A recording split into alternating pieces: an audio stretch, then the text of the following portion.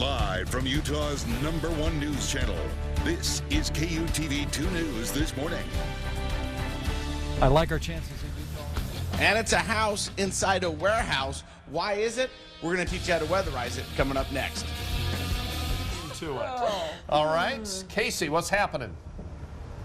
You know what? It's probably a perfect day to weatherize your house. That's why we're here with the house inside a warehouse. We're talking about Utah's weatherization program. So I'm going to come down here and talk to Brad. And this is a program that the state provides for low-income families. But also we're going to do some tips for people at home on how they can get their house weatherized. Correct. Yes. The Utah Weatherization Assistance Program. We've been around. This is our 40th anniversary, and we're celebrating. October 30th is National Weatherization Day, and we thought we'd provide the citizens of the state a few tips on how to improve their home and save a little money this winter. And October is Energy Conservation Month as well, and so we've got this house behind us, and inside here you can teach everybody how to kind of weatherize their house and get the most bang for the buck. So we want to come over here and talk to Wade, because before people know it, all of a sudden they're going to start clicking on their furnaces, and we want to make sure that everything's good before you do that. So you've got a couple of tips real quick, and first we want to talk about a thermostat, because I think a lot of people, and myself, feel like they need a degree from MIT just to figure this thing out. Yeah, programmable digital setback thermostats. It's a real basic way you can save money, save energy. There are many different brands out there. Just do your research. White Rogers, Honeywell, different. And most of brands. them are just plug and play and read the instructions? They're real easy anymore. Just plug and play, follow the instructions. They're not that hard to use, and they do help save money. All right, now you always hear people come on and talk about this time of year about filters and what they need to do, how often they should change them out. So what is the state's thought on filters? So the easiest and probably one of the most important things that a homeowner can do is keep a clean filter in it. And so you want to check them at least once a month. And we can see here, this one's pretty dirty.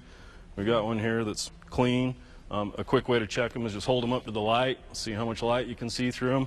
But check them at least once a month. Dirty filters are the #1 cause of problems with furnaces. It restricts the airflow, causes them to overheat, causes the efficiency to go down on them. Not to mention it also passes allergies throughout your house and makes it tough to breathe. So we're hanging out with the Utah Weatherization Assistance Program all morning long, giving you tips on how to weatherize your house. I'm not the guy you want to listen to, but I brought along the guys who are. So we'll send it back to you guys. We'll see you in a bit. Yeah, thank goodness we have the experts with you.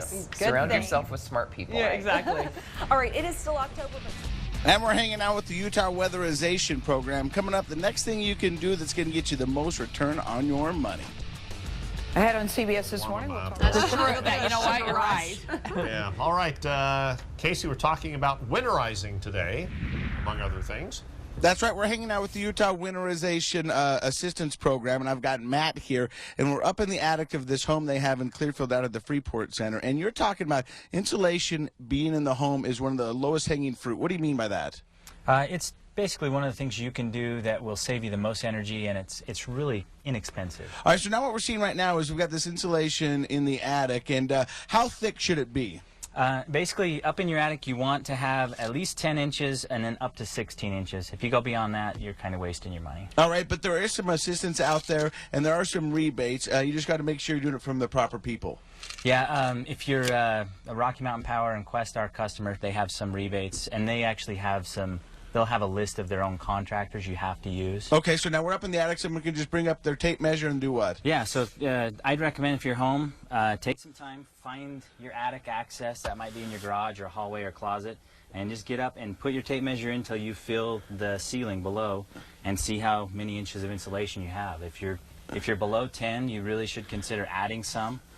The other thing to think about is the lid to your attic access. If that's just a single piece of drywall or wood, you're wasting a whole bunch of energy. You said it's costing you about 25%. Yeah, if this is just drywall, it makes the rest of your insulation like 25% less effective. So. All right, now I know there's a lot of companies that will come up there and they will shoot that, this insulation in there, but can we do it ourselves?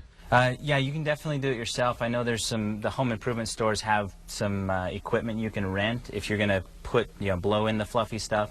But if you're after those rebates, I think for the most part you have to use their contract. Now, what is the fluffy stuff?